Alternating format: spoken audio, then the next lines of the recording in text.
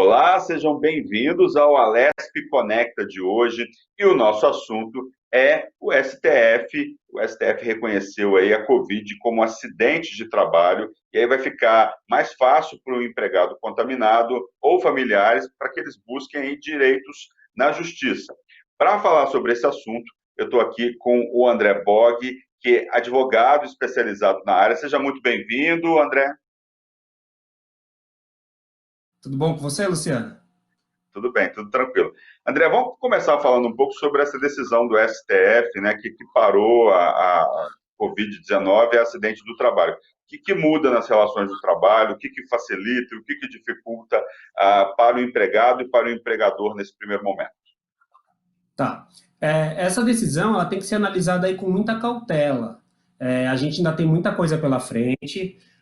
O judiciário está vivendo um momento inédito e impensável, vamos dizer assim, inesperado, como a própria Covid-19. Então, assim, tudo é muito novo. A gente não sabe ainda como que o judiciário vai avaliar essa questão da revogação do artigo 29 da medida provisória 927. A medida provisória 927 excluía a Covid-19 como doença ocupacional. O que a medida dizia? Que essa doença só ia ser reconhecida como doença ocupacional para ser equiparada a acidente de trabalho se fosse provado o nexo de causalidade entre a doença e o ambiente e a natureza laboral. O que acontece agora é que, em decisão liminar, isso é muito importante, essa decisão foi liminar que revogou a eficácia do artigo 927. Essa decisão ela é provisória, a gente vai ter um julgamento final sobre isso. Mas no que isso importa? Isso importa em alguns benefícios para o empregado, tá? A partir do momento que a decisão ela que é o Covid-19 equiparado à doença do trabalho, o empregado vai ter alguns benefícios como ao invés de receber um auxílio-doença, ele passa a receber um auxílio-acidente do trabalho, uma equiparação ao auxílio-acidente. E isso vai dar estabilidade de 12 meses para o empregado quando ele retornar ao trabalho. Então, retornou ao trabalho, ele não pode ser mais demitido durante 12 meses, ele tem essa estabilidade laboral aí, é uma garantia de emprego. Fora isso, ele vai ter o quê? Ele vai ter o reconhecimento e o direito de ter a continuidade dos recolhimentos do FGTS. O FGTS dele não é suspenso, muito embora o contrato de trabalho seja. Então, a empresa continua pagando o FGTS do empregado durante o período de afastamento. Como isso foi equiparado ao acidente do trabalho, ele vai ter o quê? Para as empresas que não pagam o convênio médico, porque elas não são uma convenção coletiva, caso esse empregado tenha que recorrer a um hospital particular por falta de atendimento em um hospital público e ele tenha despesas médicas em relação a esse tratamento, como a doença foi equiparada à doença laboral, ele tem direito ao quê? Ele tem direito ao reembolso das despesas médicas que ele tem. E isso tem um impacto ainda mais forte quando a gente equipara a justiça a doença do trabalho, porque a Covid-19 é uma doença letal. E quando a gente fala de uma doença letal, a gente tem um risco de morte. Se esse empregado vier a falecer, ele certamente vai ter direito a uma pensão vitalícia, paga em parcela única. Então, a pensão vitalícia hoje para o acidente de trabalho, como ela é fixada? O juiz fixa a remuneração que o empregado tinha no momento do falecimento e ele determina que a empresa pague essa pensão vitalícia até a idade que o IBGE reconhece como a idade média do brasileiro, que hoje é 75 anos. Então, um exemplo, se o empregado falecer com 30 anos, ele vai ter aí 45 anos de pensão vitalícia paga pela empresa. Quem se responsabiliza por esse pagamento? Certamente a empresa. A aposentadoria e a pensão por morte, na verdade, que ele recebe, não exclui o direito de ele ter judicialmente a pensão vitalícia paga pela empresa. Então, esse é um benefício e um direito que foi atribuído aos profissionais que eu entendo ainda da linha de frente, tá? Que terão esse benefício, eu já vou explicar isso, em razão do acidente de trabalho. Fora isso, eles Ah, terão direito a um dano moral. Então, o acidente de trabalho, ele gera direito ao dano moral. São os benefícios principais que se diferenciam da doença ocupacional, não, do auxílio-doença. Qual foi a luz dessa decisão, né? Por que o STF resolveu decidir isso agora e qual que é a importância dessa decisão para o trabalhador? Então, a importância dessa decisão é que se eu veto o reconhecimento de doença ocupacional pelo Covid-19, ela é uma doença altamente contagiosa que a sociedade a ciência ainda não tem dados específicos sobre ela. E ela é um vírus. Como ele é um vírus, ele é altamente transmissível, você não tem que precisar aonde esse empregado pegou essa doença, aonde ele foi contágio. Se isso ocorreu na casa dele, se isso ocorreu no deslocamento ao trabalho ou dentro da empresa. Então, o que acontece? Se eu, pelo artigo 29 da MP 927, teria que ser provado o nexo de causalidade entre o trabalho e o contágio da doença. Tá? Como provar, num caso desses, o nexo de causalidade entre a doença e o local de trabalho, a atividade laboral por ele desempenhada? É uma coisa que eu entendo praticamente impossível, porque se é um vírus, eu posso pegar dentro de casa, com um parente meu contaminado, que não tem relação nenhuma com a empresa, uma empregada doméstica. Esse empregado que está indo trabalhar, ele pode também furar a quarentena, ele pode não estar respeitando a quarentena, ele pode estar encontrando com amigos. Então, o que o STF fez? Como é muito difícil, essas discussões gerariam uma judicialização enorme desses casos, o STF revogou a eficácia do artigo 29, que exigia a prova de causalidade. Mas aí eu faço um porém e um adendo. Isso vai ter que ser analisado com muita cautela. Eu não entendo que a revogação do artigo 29 vai dar o direito a todos os empregados a terem reconhecido a Covid-19 como uma doença ocupacional. Eu não entendo isso. Eles simplesmente revogar, até então, liminarmente, suspender os efeitos do artigo 29 da MP 927. Isso não gera presunção de nexo de causalidade. O que eu acho, tá? Essa é a minha opinião, porque é tudo muito novo. Isso vai servir para os profissionais que estão atuando na linha de frente. É assim que eu entendo que o judiciário deve encarar e espero que saia uma decisão nesse sentido. Por exemplo, médicos, enfermeiros, eu acho que isso pode ser estendido até às pessoas que estão trabalhando em atividades essenciais, que têm uma alta circulação de pessoas, por exemplo, padarias, farmácias, principalmente.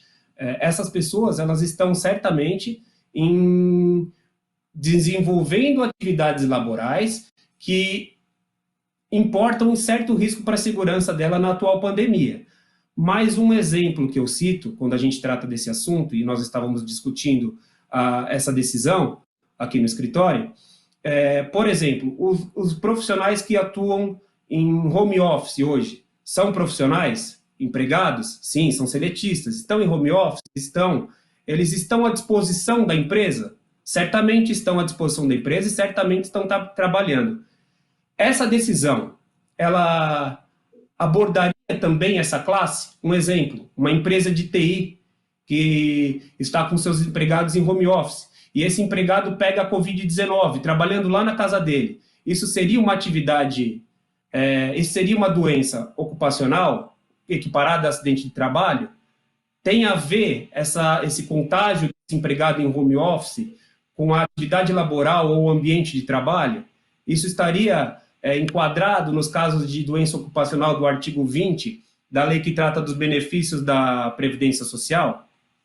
Eu, particularmente, entendo que não. Eu acho que a gente ainda vai ter pela frente grandes discussões, grandes debates, vamos precisar de uma análise jurídica, inclusive fática, muito mais aprofundada, né? E a gente precisa também aguardar a decisão plenária, né, a colegiada do STF, para ver o que vai sair dessa decisão, o que vai ser decidido porque agora nós só temos uma decisão preliminar, isso é muito importante de dizer. Quais serão os aspectos, o que vai abranger essa decisão colegiada, vamos dizer assim, a decisão do plenário? Isso pode ser aplicado para outros tipos de doença, outros vírus também? Isso pode abrir um precedente para outros tipos de doença?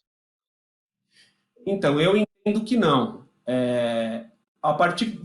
Como eu disse, a gente precisa esperar a decisão do plenário do STF, mas eu entendo que não. A lei que trata dos benefícios da Previdência Social, a Lei 8.231 de 91, no seu artigo 20, ela já trata da doença ocupacional e já equipara a doença ocupacional à doença de trabalho. Ela também trata da doença epidemiológica. Ela fala que em casos de epidemia, a doença epidemiológica não é equiparada ao acidente de trabalho. Aí sim, na 8.231 de 91, que não foi revogada em nenhuma de suas partes, que ela não está sendo discutida nessa ação direta de inconstitucionalidade do STF, ela continua valendo, ela fala o seguinte, que a doença epidemiológica não se equipara à doença ocupacional, não é acidente de trabalho, desde que guarde relação direta seja aprovada a relação direta do local de trabalho ou atividade laboral desempenhada. Então, assim, a Covid-19 foi uma coisa inesperada e imprevisível. O governo está tentando, a legislação está tentando se adequar a um fato que nunca foi visualizado ou esperado nessa magnitude pela sociedade nem pela comunidade jurídica.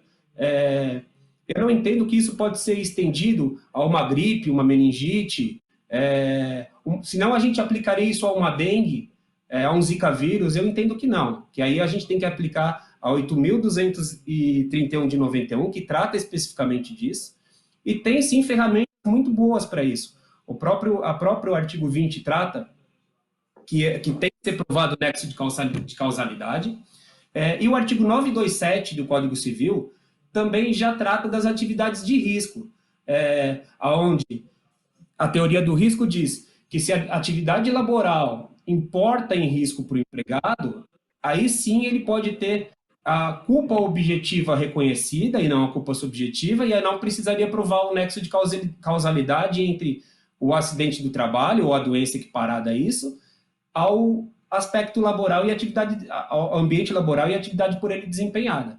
Mas isso não pode ser abrangido para todos os vírus, porque isso viraria um problema sem precedentes, sem escalas. Como que nós vamos atribuir uma doença ocupacional a uma gripe, uma meningite, a um zika vírus? Eu acho que isso é inevitável, é inviável, e por isso que eu falo que a gente tem que analisar essa decisão com muita cautela, e eu tenho certeza que o STF vai fazer isso. Só num caso de pandemia mesmo, né? Um caso de emergência sanitária como essa, né? Num caso basicamente como esse, né, Bog? Isso, com certeza. É um caso, como eu disse, totalmente atípico. A mídia está relatando isso de uma maneira reiterada, nunca ninguém previu. Embora a CLT tenha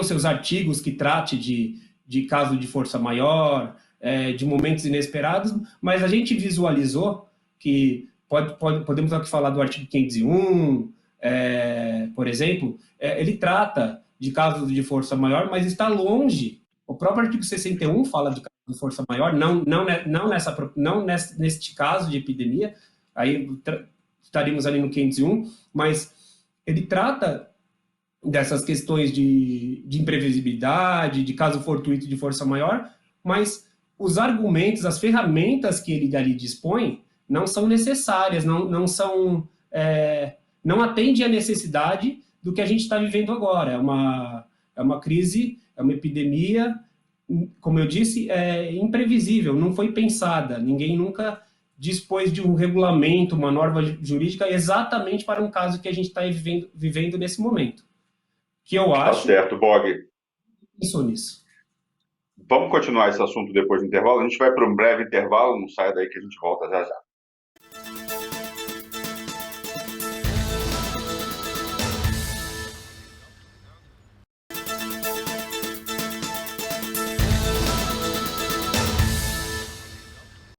Estamos de volta com a Alesp Conecta e hoje nós estamos falando aí sobre medidas, decisões que afetam aí a vida do trabalho. Por exemplo, o Superior Tribunal, o STF, decidiu que a Covid, a pessoa que tiver Covid, ela vai se equiparar aí a um acidente de trabalho, independente de onde ela tenha pego a Covid, né? Foi uma decisão provisória e parece que vai ser decidido agora pelo plenário do STF, né, se essa medida provisória, se essa decisão provisória, perdão, vai continuar valendo efetivamente durante e após a pandemia.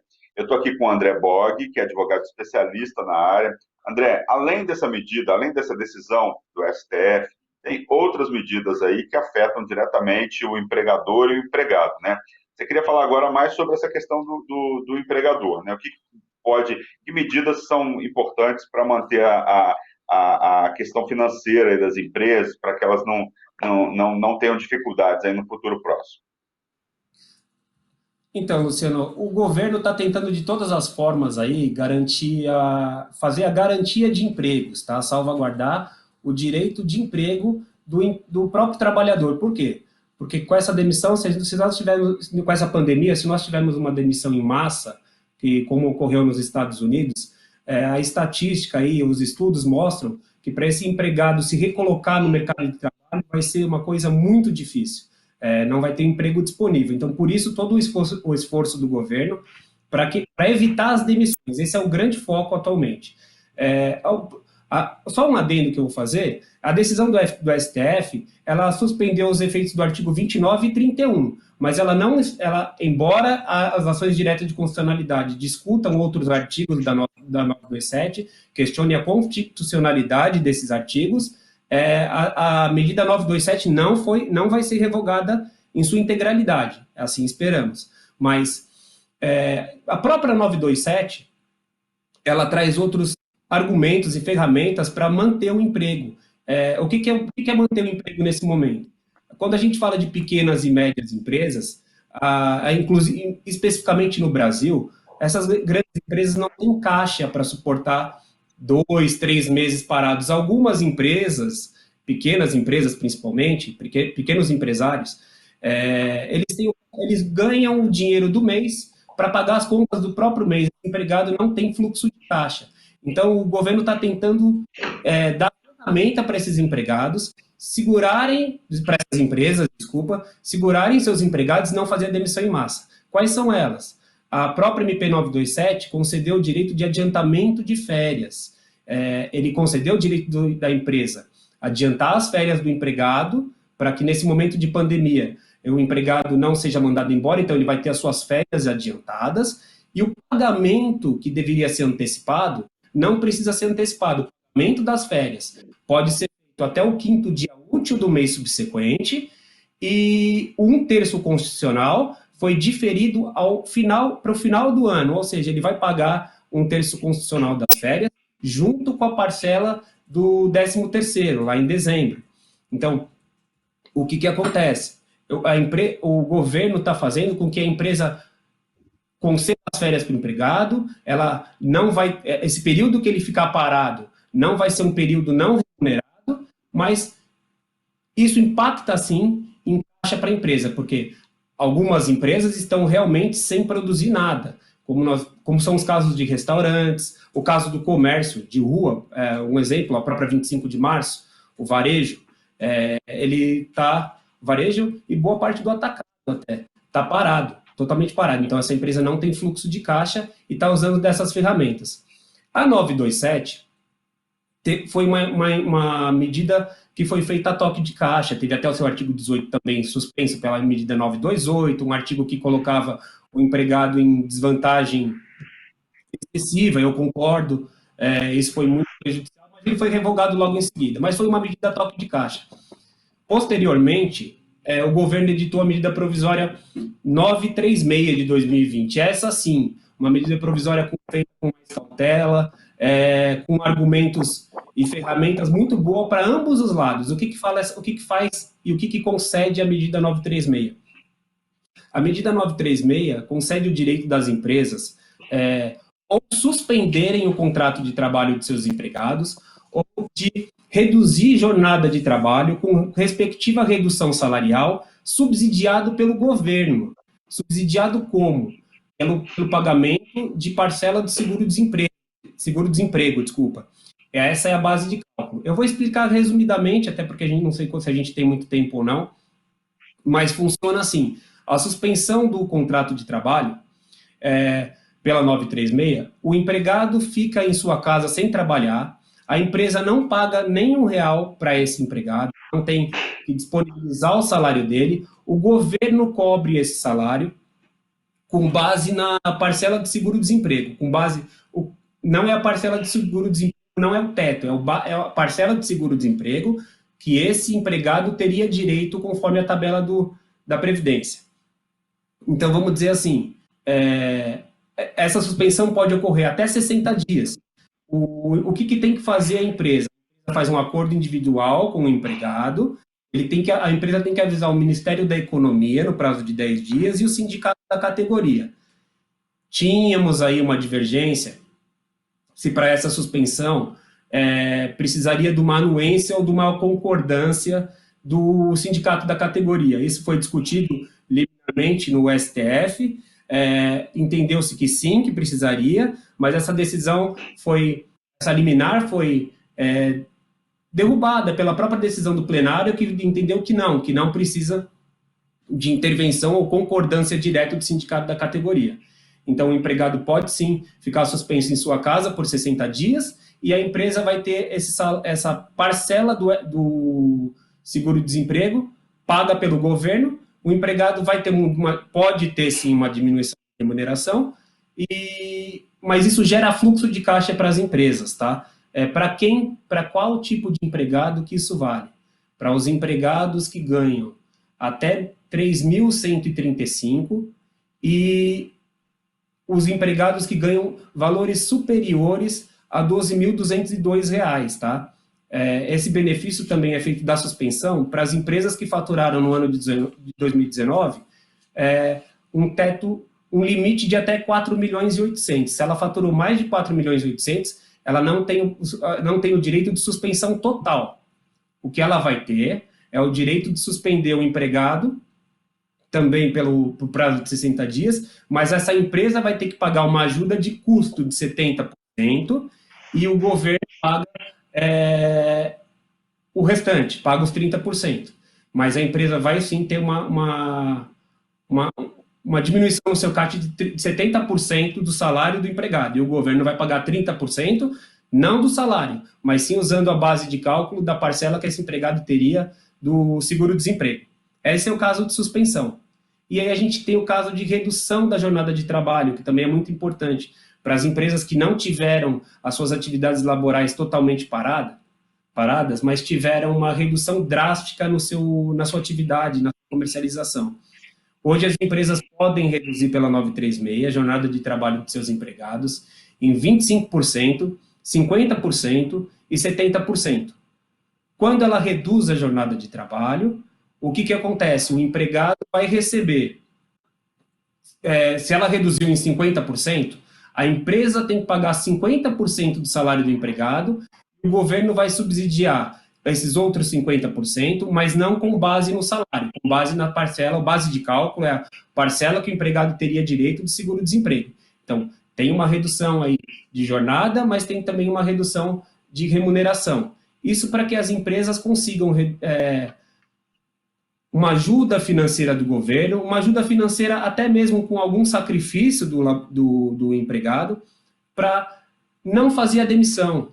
Isso tem um prejuízo para o empregado? Isso impacta em prejuízo direto para o empregado? Sim, impacta, porque ele vai ter a sua remuneração diminuída, uma vez que a base de cálculo da parcela de seguro-desemprego não gera, muitas vezes, na maioria das vezes, não é a mesma que a base de cálculo do seu salário. Então, a sua remuneração, sua hora trabalhada aí, no que se diz respeito à parcela paga pelo governo, não pela empresa, vai ter uma diminuição. Mas isso o quê? Eu entendo que a 936 veio para tentar equilibrar as relações laborais. O empregado sofre um pouco com a crise, cede um pouco flexibilização da legislação trabalhista para salvaguardar o seu emprego, porque uma demissão seria muito pior. Quem contrataria um empregado em meio a uma pandemia dessa? Um garçom, um cozinheiro, um chefe de cozinha, essa pessoa vai ser recontratada somente no ano que vem. Então, acredito que perder uma parte do salário seja melhor do que uma demissão. Muitas pessoas estão discutindo isso, que vão discutir a constitucionalidade dessa redução, muita gente falando que as empresas estão tendo vantagem sobre isso. Eu entendo que não é uma vantagem, aí é uma união. Todo mundo perde um pouco, todo mundo cede um pouco, porque a empresa também não vai ter caixa. Muitas empresas não terão caixa para sustentar a folha de pagamento. Então, é um esforço comum que a sociedade está fazendo, o governo está tentando ajudar, o meio jurídico o judiciário tentando regular, equilibrar essa relação, para que se mantenham os empregos e se resguarde os direitos dos trabalhadores aí. Bog, que outras medidas são importantes, né, que não foram tomadas e que é preciso ainda se regular nesse momento de pandemia? O que está faltando aí em termos de regulação por parte do governo e da sociedade? Então, esse é um aspecto que traz bastante discussão, eu acho. O governo está discutindo bastante mudança no diferimento de pagamento de impostos, como já diferiu o pagamento de alguns impostos, diferiu também o pagamento da própria parcela do FGTS, que nos meses de março, abril e maio não precisaram ser pagos pelas empresas. Isso ajuda, assim, no fluxo de caixa. No fluxo de caixa atual, né, porque posteriormente ele vai ter que pagar, depois em julho, ele vai pagar o FGTS do mês, mais o parcelamento do FGTS diferido dos 3 meses anteriores. A medida 944 de 2020 também veio agregando fluxo de caixa para a empresa, concedendo um empréstimo bancário com juros anual de 3,65% ao ano, com carência do pagamento da primeira parcela para daqui 6 meses, tá? Isso aí, esse recurso veio, inclusive, com parte, 15% dele subsidiado pelas instituições financeiras privadas, transferindo até, eu entendo aí, o risco para os bancos, porque as empresas vão ter esse capital de giro, e se a empresa não pagar esse capital de giro, esse fluxo de caixa que ele vai conseguir a juros praticamente zero, vamos dizer 3,75% ao ano, o banco vai ter aí o seu empréstimo, o seu caixa prejudicado em 15%. São medidas boas que trazem aí, dividem a responsabilidade, dividem aí os esforços para a gente vencer, para a gente superar essa questão de pandemia, mas eu acho que, entre outras medidas, não só a tributária, a trabalhista, nesse caso, eu diria a questão do fluxo de caixa das empresas, que de maneira, nem diria indireta, direta, resguardam o emprego do trabalhador, porque sem dinheiro a empresa não tem como pagar. Eu acho que está faltando ainda a regulação sobre algumas atividades cíveis e do consumidor. Isso é muito importante, embora eu entenda que são aspectos a serem estudados de maneira muito cautelosa, porque nós temos diversos aspectos na sociedade, nas atividades comerciais, que devem ser pesadas de maneira diferente. Por exemplo, a questão das escolas. As escolas foram muito prejudicadas, os alunos também, os pais também, né, eu entendo. As escolas não estão conseguindo, não podem abrir suas portas. Essa decisão foi uma decisão que eu entendo acertada para tentar conter o contágio. Mas o que acontece? Não existe hoje uma legislação que determine se a escola deve conceder desconto aos pais em relação à diminuição da carga horária, porque houve uma diminuição de carga horária. Um exemplo, você pagava a escola para ter um período de aula de 5, 6 horas, e hoje a aula online, ela minutos, 1 hora, o resto é atividade extra online, vamos dizer. O aluno faz em casa isso. Ele tem que fazer com os seus próprios meios. E fora isso, tem a questão Professor, da... Sim. pode concluir, pode concluir. A gente está terminando já o programa, né? Tá. Pode concluir, 30 segundinhos para o senhor concluir, por favor. Tem a questão das locações, que inclusive tinha que isso estava para ser votado. O que o governo ia decidir nas relações locatícias, porque algumas empresas como restaurantes, eu cito o restaurante porque foi muito afetado, o comércio do varejista, o comércio de shopping, eles estão com as suas lojas fechadas sem faturar R$ 1. Muitas dessas empresas não têm o mercado online e têm que hoje arcar com aluguéis altíssimos do qual eles conseguiam arcar quando estavam faturando. Isso é uma medida. Esses dois aspectos eu entendo que tem que ser regulado pelo governo para tentar gerar um equilíbrio aí entre as duas partes contratantes, evitando até uma grande massa de judicialização que vai ter. Vai ter uma judicialização da parte contratual, seja locação, escola ou contratos empresariais de prestação de serviço, que isso vai atolar o judiciário de trabalho e ninguém se sabe como vai ser decidido. Isso não tem não vai ser uma decisão. Teremos decisões judiciais que serão prejudiciais para todas as partes. Então, eu acredito que uma tentativa de equilibrar essas relações comerciais e do consumidor seria a próxima medida provisória a ser editada. Tá certo, André Bog, muito obrigado aí pela presença no Alesp Conecta. Lembrando que você pode rever esse e outros conteúdos da Rede Alesp no nosso canal no YouTube, é só digitar Rede Alesp. Obrigado pela audiência, obrigado aí você que ficou assistindo o nosso programa. Lembrando que você pode acessar o nosso canal no YouTube, como eu falei, só digitar Rede Alesp, e se você quiser rever esse e outros programas do Alesp Conecta, é só ir lá para escolher o tema que você achar mais interessante. Muito obrigado pela audiência e até o próximo programa.